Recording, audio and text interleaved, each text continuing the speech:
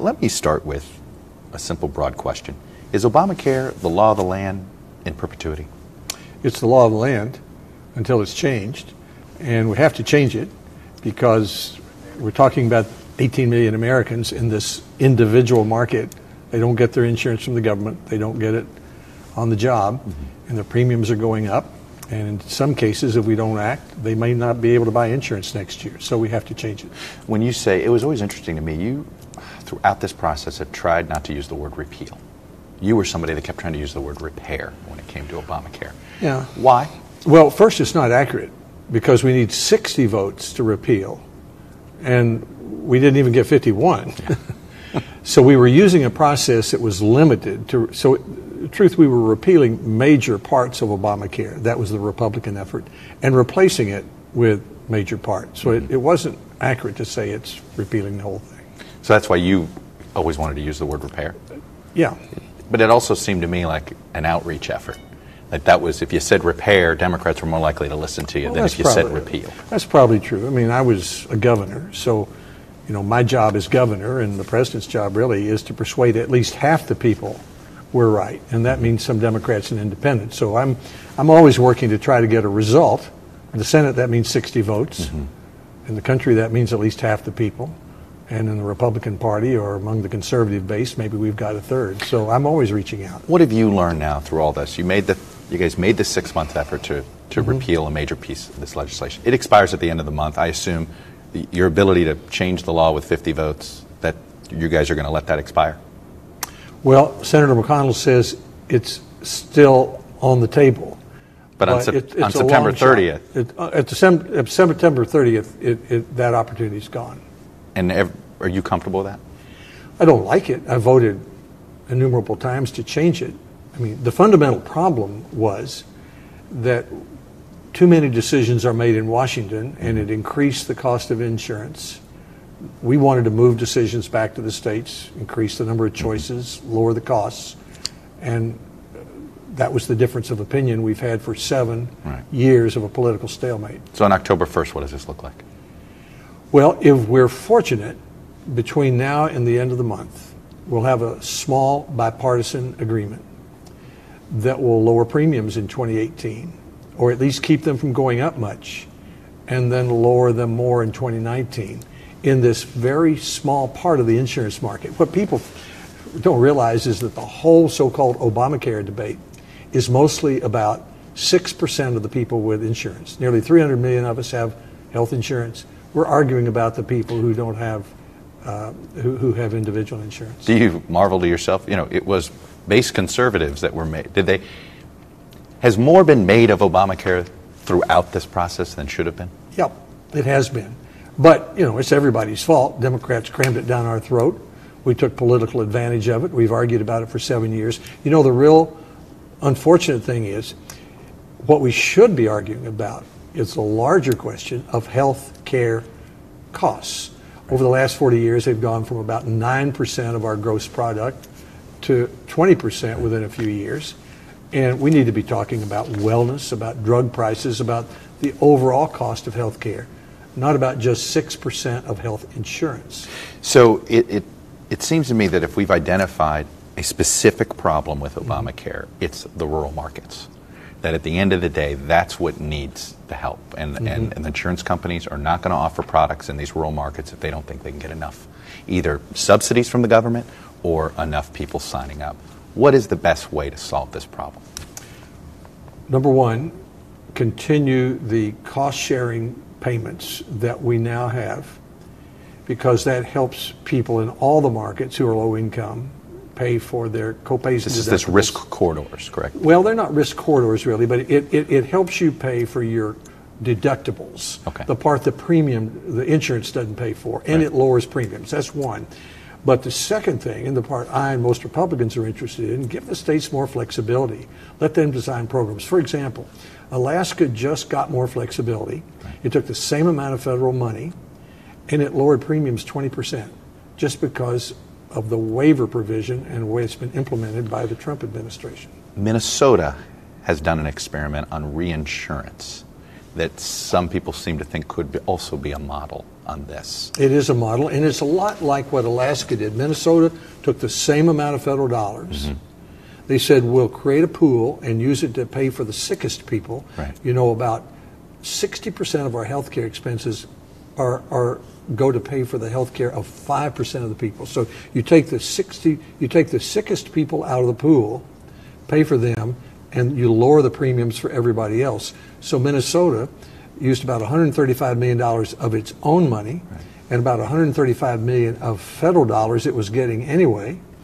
And for the same amount of federal money, they're lowering premiums. Is this something you want to incorporate into your plan? Yes. I'd like to see what we can do in September to make it easier for other states to use this waiver. We call it the 1332 waiver because it's in the law. Right. Use this waiver to create these reinsurance pools for the sickest people and lower premiums for everybody else. Do you think in 20 years we're going to have universal Medicaid? And I say it this way, that we'll never really have a universal health care system, but all this talk of reinsurance and this or that there is a floor that is guaranteed by government. Whether it's state, whether it's federal, we can have that argument. But it's a floor, the catastrophic, and I guess that's what this reinsurance could be. But that'll be available to everyone, and then above that, people will be buying their own insurance or getting their own benefits over and above a flat line universal Medicaid. Well, that's one of the changes we'd like to start with in September. We heard a lot of talk just today in our hearings about why not have a new plan in the Affordable Care Act. Right now, if you're 29 or under, you can buy, in effect, a catastrophic plan. You just pay, you get insurance if you're really, really sick. Right. Young people like that because they think they're invulnerable. Right. But under the Affordable Care Act, you can only buy it if you're 29 or under. We'd like to let everybody buy it. That's a tool we could use. Mm-hmm. As far as Medicaid for everybody, I don't think so. I don't think the country could afford that. About 60% of us get our insurance on the job. Employers pay a lot of that. California just tried to do a sort of Medicare for all, yep, and they stopped it halfway through the legislature because they realized what the cost was. Let me move on to the summer of attacks that President Trump went after Mitch McConnell, other mm-hmm. Republicans. What kind of repercussions could that lead to this month? Is that just, how bruised are the feelings around here? Oh, the people, Senator McConnell's been here a while. He and the president met this week. I think they'll get along fine. McConnell's very professional. He knows he's got a job to do. He's got an institution to make work. And the president is, he just does things in a different way. He doesn't do things the way I do it or say mm-hmm. the things that I would say, but he was elected by the people. So my job is to work with him, and when I can, as I hope to do on this health care this month, we'll try to make the country better.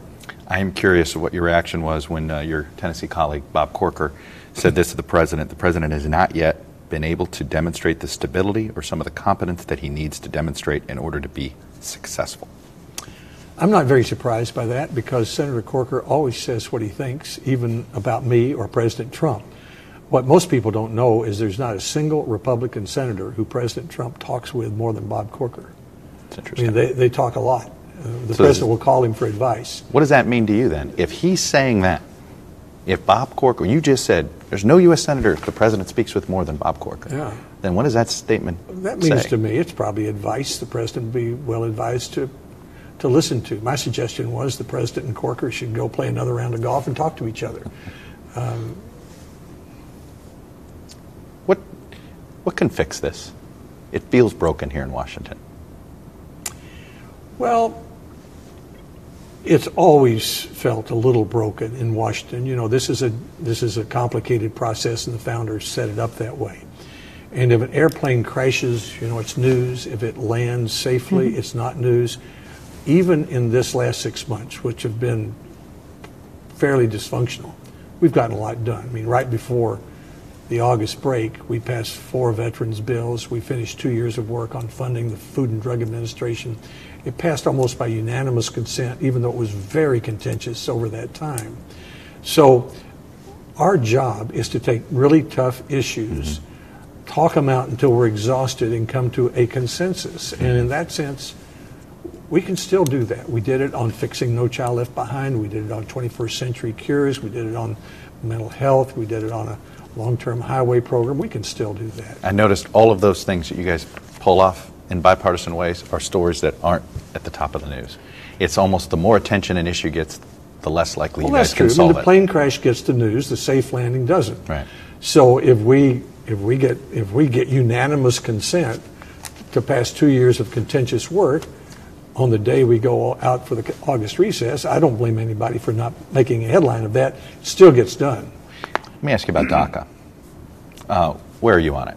Do you think this is something, if this comes on the floor of the United States Senate, first of all, do you think it should be standalone, or would you support having it linked to other bills if necessary? Here's what I think. I think after we finish tax reform, the president said 6 months, I think this gives President Trump an opportunity to do for immigration what President Nixon did for China. I mean, President Trump might be the only president who could take this very contentious issue and say to the American people, okay, I've got a proposal. Let's secure the borders, let's develop a legal immigration system, and let's take care of the problems of people without status, like the children who came here with their parents. I don't know any other president who could cause that to happen. If he'd make a proposal like that, I would work with him on it. I voted for something much like that in 2013. 68 senators did. So I hope he does that. I think it's a chance for him to provide extraordinary leadership of which he'd be very proud when it was over. How do you sell this in Tennessee? How do you sell DACA in Tennessee? The idea of protecting these folks who came over here, as children. How do you sell that? Say, you know what, we're going to give them amnesty, essentially. A form of amnesty, and I know everybody defines amnesty in a different way, but how do you sell this in Tennessee? What you're going to say, their parents brought them here, and what we're going to say is, you grew up here. This is the only country you know. We usually don't visit the sins of the parents on the children. So if they're law-abiding, if they graduate from high school, if they're enrolled in college or the military, we'll give them a status here. That makes a lot of sense to me. I voted for that exact formula in 2013. I was reelected in 2014. You got here in 2002. You're part of a group that I always say that the former governors and former mayors always seem to get along better, figure things out. You guys are sort of working as a group. Why isn't that more pervasive in the rest of the Senate? Well, two things. One, we all get along. People don't know that about the Senate. I mean, we're all good friends. We start out in the gym. We end up having dinner. We see each other more than we see our spouses. We're all friendly. I think the governors, the mayors, too, are more result-oriented. I mean, we're used to jobs where you say, here's a problem, here's a solution, now I'm going to go persuade half the people we're right. That's what I'm trying to do with this little narrow area of healthcare this month. Legislators as a whole, 535 of us in this case, aren't very good at saying, let's go this way, because we've all got our own point of view. So we're problem solvers. What's changed more in your 17, 15, 16 years here? The two political parties or the country? The country and the effect of the iPhone. I think Tom Friedman's new book points this out, that the year 2007 changed the world when Steve Jobs showed John Doerr his invention of the iPhone, because it has changed not just politics, but if you look at migration in Europe, as people are trying to get out of Libya and Iraq and Afghanistan, they use their iPhone to get into Europe. And it means that in this country we have this, I would call it an internet democracy, where all these feelings that used to be private are all public. And it affects us. It drives us to the extremes. It makes compromise more difficult and consensus harder. We've had some mutual friends who thought this was going to be the great revolution of democracy. I think we've got some growing pains on this internet democracy. Well, democracy requires growing pains. Democracies aren't instantly successful, usually. And this internet democracy is not going to be instantly successful either. Lamar Alexander, I'll leave it there. Good to see you, sir. Hey, NBC News fans, thanks for checking out our YouTube channel. Subscribe by clicking on that button down here, and then click on any of the videos over here to watch the latest interviews, show highlights, and digital exclusives. Thanks for watching.